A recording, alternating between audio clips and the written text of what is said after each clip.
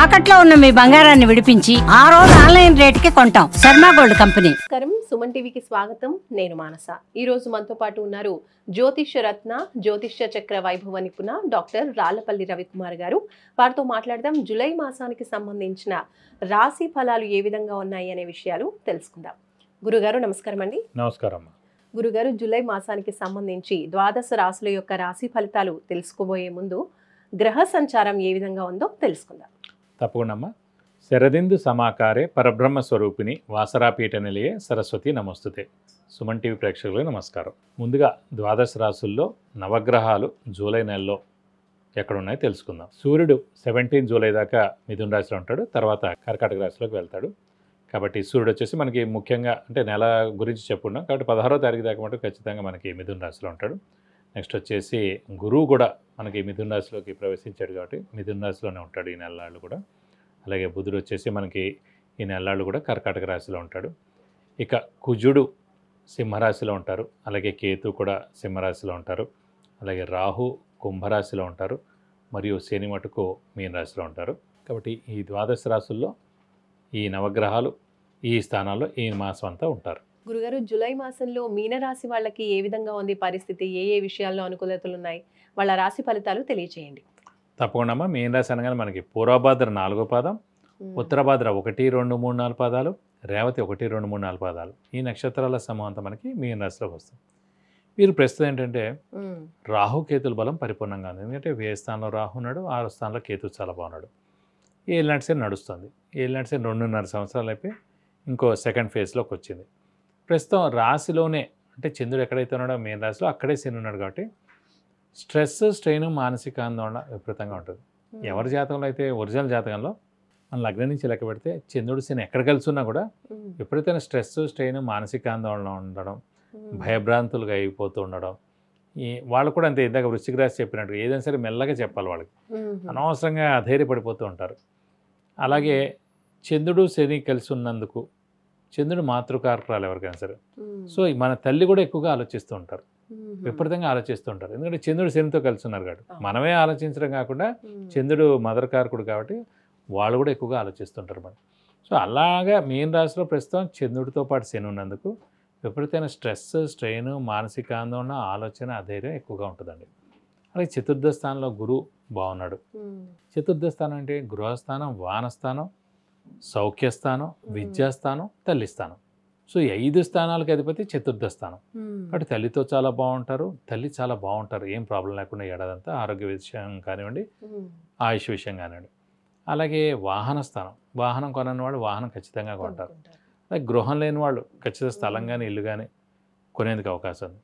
అలాగే విద్యార్థులు విద్యాస్థానాన్ని కాబట్టి విద్యార్థులకి సువర్ణ అవకాశం ఉంటుంది. విపరీతమైన మంచి మార్కులు, ర్యాంకులు సాధించడం, మంచి యూనివర్సిటీస్లో అంటే మంచి కాలేజీలో సీట్ రావడం, సో అందులో జాయిన్ అవ్వడం, అది ఫారిన్ అవ్వచ్చు, ఇండియన్ అవ్వచ్చు. సో విద్యార్థులు పట్టిందల్లా బంగారం చెప్పుకోవచ్చు అన్నమాట.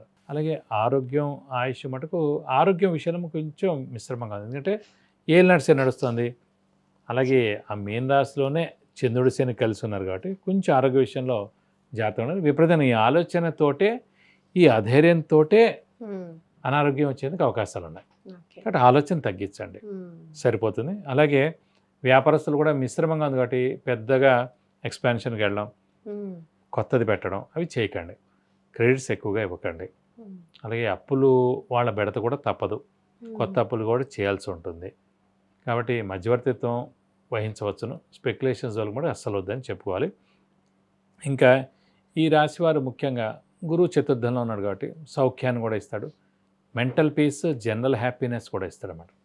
సో ఇలా చూసుకోవడానికి మిశ్రమం కంటే కూడా 70% బాగుందనే చెప్పుకోవాలి మీన రాశి వారు. మరి ఆర్థిక పరిస్థితి ఎలా ఉంటుంది? వీళ్ళకి ఆర్థిక సమస్యలు ఏమైనా ఉంటాయా, లేదా ఉన్న సమస్యలు తొలగిపోతాయా? ఆర్థిక పరిస్థితి బాగానే ఉంటుందండి. ఎందుకంటే చతుర్థ స్థానంలో గురువు ఉన్నాడు కాబట్టి ఉన్నంతలో ఒక 60 to 70% ఆర్థిక పరిస్థితి బాగానే ఉంటుందని చెప్పుకోవాలి. సో చిన్న అప్పులు ఏమైనా ఉన్నా కూడా మెల్లగా తీరుతాయని చెప్పుకోవాలి. గురుగారు, వీళ్ళకి అంటే గృహయోగం ఏమైనా ఉందంటారా? కొత్తగా ఇల్లు కట్టుకోవడం కానివ్వండి, స్థలాలు కొనుక్కోవడం కానివ్వండి. ప్రతి 12 సంవత్సరాలు 2 సంవత్సరాలు గృహయోగం ఉంటుందండి. మన రాశి నుంచి చతుర్థ స్థానంలో వచ్చిన గురువు, లేదంటే మన రాశి నుంచి భాగ్యస్థానంలో వచ్చిన గురువు. సో ఇదివరకు ఇందాక చెప్పుకున్నప్పుడు తులారాశి వారికి భాగ్యస్థానంలో ఉన్నందుకు ఈ సంవత్సర కాలంలో పాటు ఎప్పుడైనా సరే స్థలంగా ఇల్లు కానీ కొంటారని చెప్పుకున్నాం. అలాగే ఇప్పుడు మీన రాశి వారి టైం అనమాట. ఇప్పుడు చతుర్థ స్థానంలో గురువు ఉన్నాడు కాబట్టి నెక్స్ట్ ఇయర్ మే లోపల ఖచ్చితంగా స్థలం కానీ ఇల్లు కానీ కొనేందుకు అవకాశాలు ఉన్నాయి. కాబట్టి చాలా మంచి గృహయోగమే వస్తుందని చెప్పుకోవాలి. రైట్ గురుగారు, మరి మీన రాశి వాళ్ళు కాస్త ఆందోళన ఎక్కువగా ఉంటుంది అని తెలియజేస్తున్నారు కాబట్టి వాళ్ళు ఏ పరిహారాలు పాటించాలి ఈ నెలలు బాగుండడం కోసం? మీన రాశి వారు ముఖ్యంగా ఏంటంటే ఏలినాటి శని ఉధృతి ఎక్కువగా ఉంది కాబట్టి శని రిలేటెడ్ పరిహారాలు పాటించాలండి.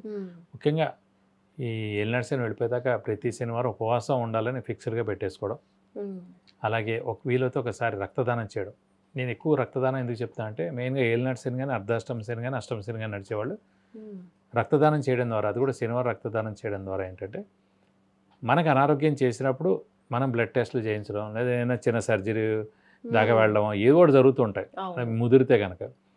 సో అవన్నీ జరిగే ముందే మనమే బ్లడ్ డొనేట్ చేస్తే, మనమే రక్తదానం చేస్తే ఒక శనివారం రోజున వాళ్ళు తీసుకుంటారు. అది దేనికో దానికి ఉపయోగిస్తారు. ఒక యాక్సిడెంట్ కేసు వచ్చింది, ఒక హార్ట్ ప్రాబ్లం, ఒక హార్ట్ ఆపరేషన్ వెంటనే చేయాలి, ఓపెన్ హార్ట్ సర్జరీ ఉంది, పెద్ద మేజర్ ప్రాబ్లం వచ్చింది. సో మనం అనుకోవచ్చు మనం బ్లడ్ ఇచ్చాం కదా, ఇది మన ఎక్కిచ్చేయడానికి టైం పడుతుందేమో, అది ఇంకా స్టాక్లో పెట్టాలి, ఇవన్నీ మనకు అనవసరం. ఒక్కసారి మన చేతి నుంచి డబ్బు ఇచ్చినా, దానం చేసిన, బ్రాహ్మడికి ఐటెం దానం చేసిన, బ్రాహ్మడికి క్యాష్ దానం ఇచ్చినా, ఎవరికి ఏమి ఇచ్చినా సరే, అలాగే మన రక్తం ఇచ్చినా కూడా మన నుంచి పుణ్యమే. మనకి అది క్రెడిట్ దేవుడు అనేవాడు వేసేస్తాడు.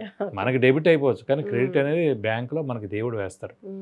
సో అది యాక్సిడెంట్ కేసు అవ్వగానే వాడికి వెంటనే ఈ రక్తం ఎక్కిస్తారు. ఎక్కించగానే వాడు బతికి బయట కడతాడు. పట్టగానే వాళ్ళ వైఫ్, తల్లిదండ్రులు, సోదరులు అందరూ కూడా అమ్మయ్య మావాడు బయటకు వచ్చాడు వెంటనే ఆ బ్లెస్సింగ్ మనకు వస్తుందండి. సో చిన్నది ఒక ఐటమ్ మీరు దానం చేయడం ద్వారా అది పెద్ద కష్టమేం లేదు. అందుకే ఆరోగ్యంగా బాగున్నవాడే, షుగర్ లేనివాడు, బీపీ లేనివాడు, ఆరోగ్యవంతులే దానం చేయాలి అలాగ. సో మనం దానం చేస్తే ఖచ్చితంగా మనకి బెస్ట్ రిజల్ట్ వస్తుంది. అలాగే నెక్స్ట్ వచ్చేసి ప్రతి శనివారం ఉపవాసాన్ని, అలాగే ఆంజనేయ స్వామి, వెంకటేశ్వర స్వామిని కూడా ఎక్కువగా ఆరాధిస్తే మంచిది. ప్రతిరోజు ఆంజనేయ స్వామి స్తోత్రం, వెంకటేశ్వర స్వామి స్తోత్రం చదువుకోవడం మంచిది. అలాగే ప్రతి మంగళవారం, శనివారం ఆంజనేయ స్వామి టెంపుల్కి వెళ్ళి 40 ప్రదక్షిణాలు చేయడం, వీలైతే కనుక వడమాల సమర్పించడం, సింధూర పూజ చేయించడం, తమలపాకు పూజ చేయిస్తే చాలా మంచిది. అలాగే వెంకటేశ్వర స్వామి వచ్చేసి శనివారం మరియు బుధవారం రోజున వెళ్ళి 40 ప్రదక్షిణాలు చేయడం, వీలైతే అష్టోత్తరం కానీ అంటే అభిషేకం కానీ అర్చన కానీ ఏమైనా చేయించినా కూడా ఈ దోషాలను తొలపి మీకు అన్ని విధాలా మంచి చేకూరుతుంది. గురుగారు, మీనరాశి యొక్క రాశి ఫలితాలు తెలియజేసినందుకు ధన్యవాదాలు గురుగారు. నమస్కారం. నమస్కారం. విద్య, ఉద్యోగం, వివాహం, వ్యాపారం, సంతానం, ఆరోగ్యం, ఆర్థికం ఇలా ఎటువంటి సమస్యకైనా సరే గురువుగారు నుంచి మీరు పరిహారాలు తెలుసుకోవాలి అనుకుంటే స్క్రీన్ పైన కనిపించే నంబర్స్కి కాల్ చేసి లేదంటే వాట్సాప్ చేసి అపాయింట్మెంట్ తీసుకోవచ్చు. మీ సమస్యలకి పరిష్కారం తెలుసుకోవచ్చు. చూసారు కదండి, మీనరాశికి సంబంధించినటువంటి మాస ఫలితాలు గురుగారు తెలియజేశారు. అలాగే పాటించవలసిన పరిహారాలు కూడా తెలియజేశారు. కాబట్టి తప్పకుండా మీనరాశి వాళ్ళు ఈ పరిహారాల్ని పాటించండి. చూస్తూనే ఉండండి సుమన్ టీవీ. నమస్కారం.